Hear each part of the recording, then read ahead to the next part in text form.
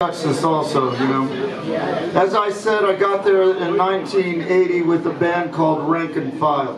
And at the time, as I mentioned earlier, it was really a wonderful city of songs and songwriters, and a very eccentric little town.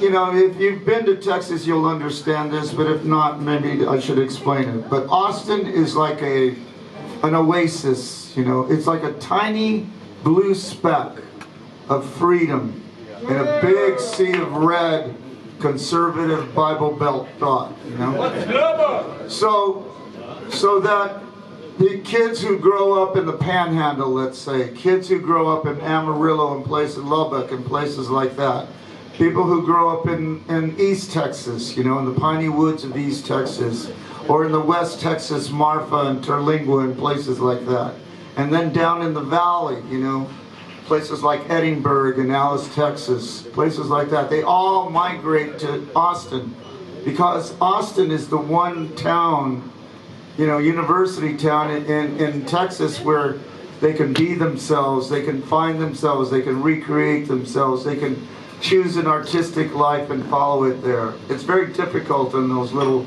conservative towns that are still very much entrenched in the Bible Belt, you know.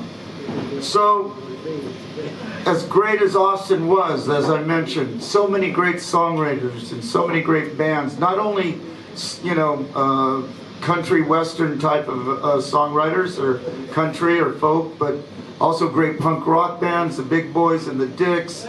There was wonderful soul bands, R&B bands. There was so much music in Austin, it really was ridiculous. And the other great thing about Austin at the time was that the community totally supported music, you know. It was all about the music there.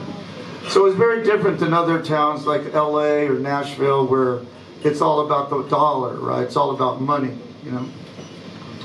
Slowly but surely though, as the word got out how cool Austin was, and I blame myself partially because I went all over the world telling people how great Austin was, people decided to move there and flock there.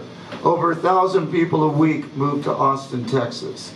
It now has like 98 to 99% occupancy. There's towers and cranes, and there's very fancy cars all over the place, and it's become the kind of place that artists can no longer afford to live there. It's very difficult for them. And so a lot of my friends have moved to other places outside of Austin, you know, Wimberley and Buda, Kyle, places like that, San Antonio. But it's become, and I'm not saying it's a bad place because it certainly still has so many great artists and such great music there, but it's become all about the dollar there. So Chuck Prophet, who I know you love very much here at Malmö, and I wrote this song together, and it kind of addresses that. It's called The Bottom of the World.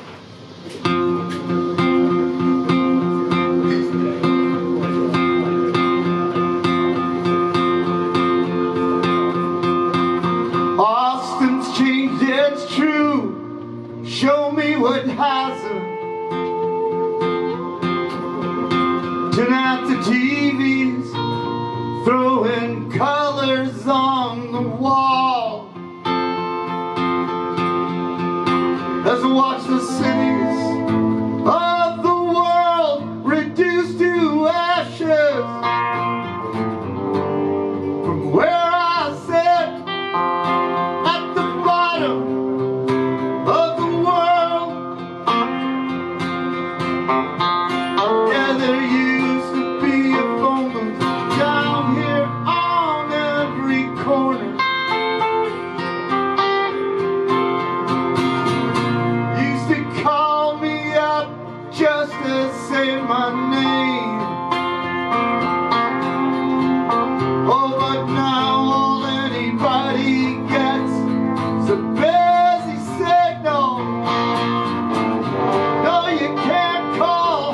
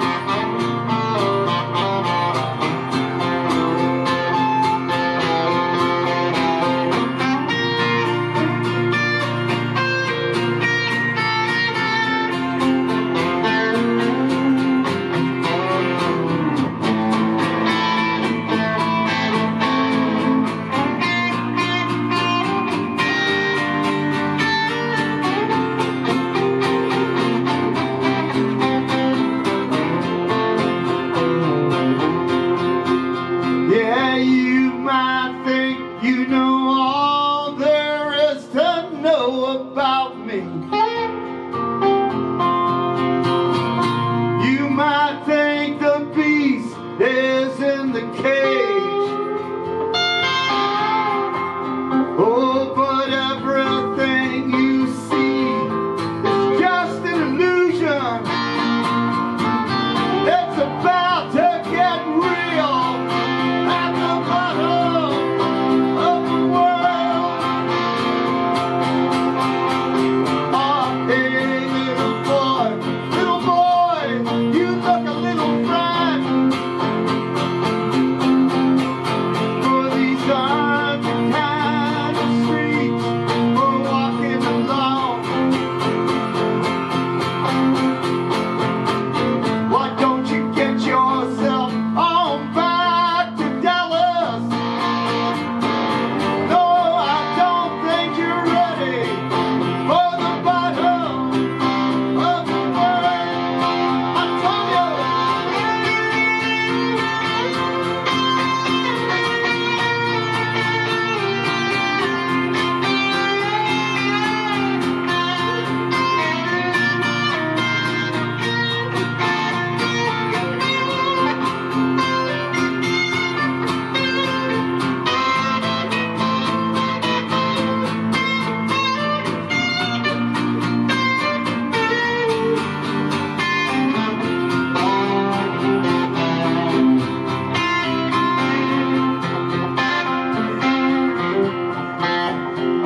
Austin's changed, it's true.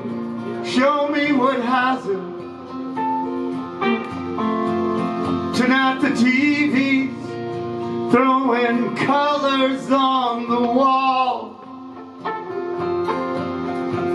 Let's watch the cities